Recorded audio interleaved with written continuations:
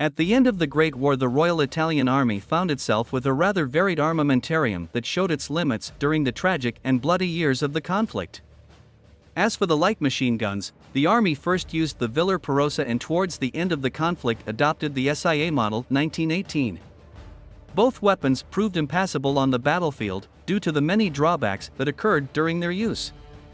These were often caused by poor design, poor build quality, poor quality of raw materials, and the urgent need to have such weapons at the forefront, and poor maintenance by the departments. Especially with the Model 1918, there were numerous accidents, often caused by some defects in the power supply of the weapon. In fact, there was the remote possibility that a shot exploded, causing the injury of the poor servant of the weapon. Because of the bad reputation, the model designed by Colonel Abel Bethel Ravelli was soon relegated to secondary roles, or worse, destined to take dust in the warehouses of the Royal Army. In all, 4,000 S.I. were soon forgotten in the warehouses, and later assigned to the territorial battalions, the coastal divisions, and the MVSN. Abandoned then the war machine guns, it was again passed to the design of new models, in line with the other European powers, which were also focused on the development of a new light machine gun. Breda and Fiat then set to work, presenting during the 1920s a series of prototypes. The latter introduced the Fiat Model 26, lighter and safer than the S.I., equipped with a tripod and fake football. It was produced in a limited number of specimens, about 2,000, and distributed to departments. Some of these were used in Libya during the reconquest of Libya. Probably some specimens also ended up in Spain, used by the CTV or the Franco troops. As Fanteria states in his writings in the Rivista di Fanteria, not even this, the Model 26, seemed to respond completely from a technical and tactical point of view. It was then up to the designers of Fiat to get back to work to perfect the weapon.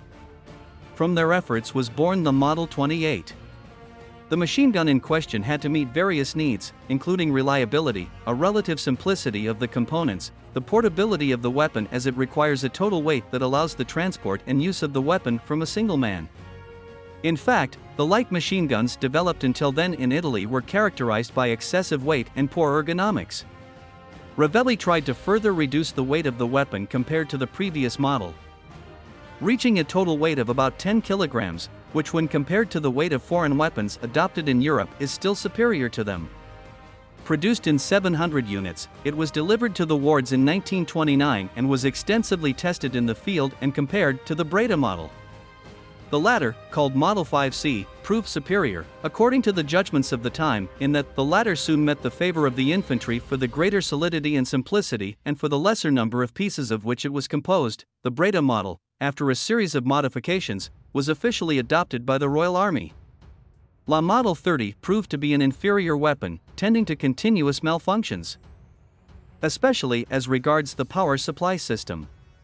It is interesting to note that these malfunctions were already known at the time of its adoption, as evidenced by the words of Fanteria. The Breda machine gun had some drawbacks, but it offered the great advantage of greater simplicity and fewer pieces than the other machine gun.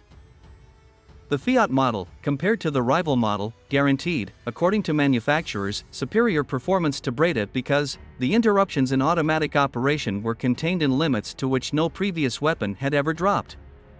In addition, the durability of the components was extensively tested. A weapon, subjected to prolonged firing, performed 90,000 shots in a row, preserving all its organs intact and remaining therefore in full efficiency for the continuation of the shot.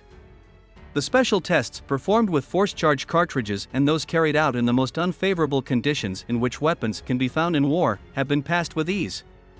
The Model 28 had the following characteristics: a rate of fire from 400 to 450 shots per minute. Short recoil of barrel, with magazine of 20 cartridges with a special system of rapid replenishment metal packets. It was equipped with a lubrication system, consisting of the tank and a pump, which once operated by the shutter, lubricated the barrel and projectile. A full tank could lubricate about 1,000 shots.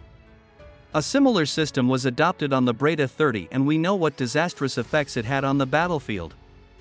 During the tests, the barrel, following several series of 200 shots, alternating the prolonged fire with small bursts, for a total of about 30,000 shots fired, resists stress while maintaining good ballistic qualities. Leaving aside the lubrication system, Achilles heel of the Italian light machine guns. The weapon to operate in optimal conditions requires a maniacal cleaning of the parts, a luxury in wartime. Despite not being adopted by the Esercito, the machine gun reappeared mounted in the turret of a prototype Ansaldo assault tank. It is not known what has been the use of the remaining specimens, even if I assume their probable use during the civil war that swept the Italian peninsula from September 1943 to May 1945.